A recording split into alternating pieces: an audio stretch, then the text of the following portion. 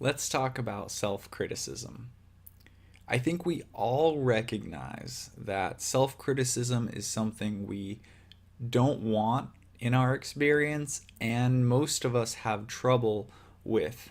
I think we are often so hard on ourselves. So, if we recognize that this isn't good for us, why do we do it?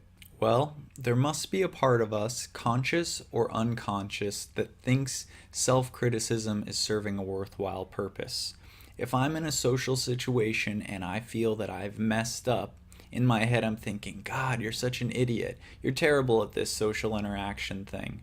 And the idea is that perhaps by that sort of self bullying, I'm going to avoid the action that I didn't approve of in the first place.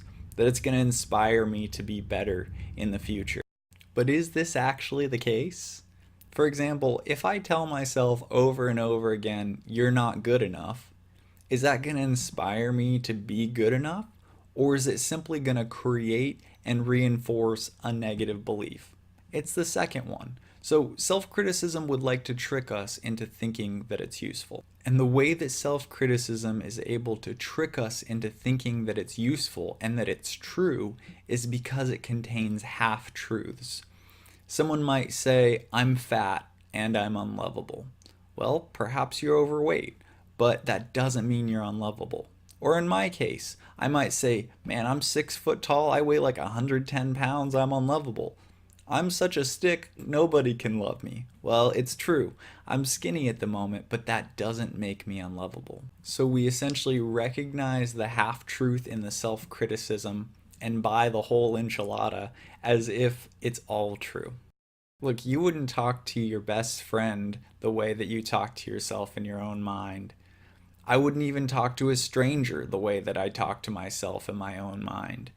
We are so incredibly hard on ourselves. And we set these standards that are really high, sometimes even impossible, and then we beat ourselves up for not being good enough. It's not unlike being in an abusive relationship with yourself. You know it's unhealthy, but you don't necessarily know how to change it or get out of it. So what I want to talk about is a few tips that may help to reverse this patterning of self-criticism that we've become so accustomed to, it's almost automatic. All right, so what can we do? The first thing is to recognize we've been buying into something that simply isn't true.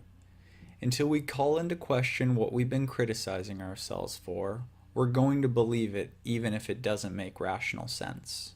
Next, we need to begin to create an awareness around our own self-dialogue. Start watching how you're talking to yourself.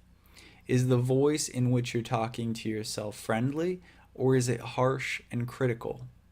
By doing this, we begin to create awareness of something that used to be an automatic process and bringing more conscious awareness to it. When that awareness comes in, we then have more of an option to choose a different reaction, a different response in the future. And here's another thing. When you catch yourself being self-critical, it's often helpful to say the opposite. Start counteracting those negative thoughts with positive ones. For example, I just had a thought that I'm unattractive. So I go and walk in front of the mirror, look in that mirror and stare myself in the face and say, damn, I'm sexy. I want a piece of that action. Now this is way better than the alternative, which might be catching yourself being self-critical and then beat yourself up about that. We don't want you to call yourself a piece of shit because you caught yourself being self-critical and then felt bad about being self-critical. When we begin to affirm what's good in us, we begin to create new patterns, new pathways in the mind that begin to override our old patterning, that old and outdated model. And I want to finish this video by saying a quote, one of my favorites by Buckminster Fuller. He says, "You don't change reality by fighting against the existing model. You change by creating a new model that makes the old reality obsolete." So let's do that together. Let's make an effort to become conscious of how we talk to ourselves, be more friendly with ourselves, and to be more gentle with ourselves in general and experience the advantages of starting to love ourselves more and be kinder to ourselves. So thank you for watching this video, and I'll catch you for the next one. Bye.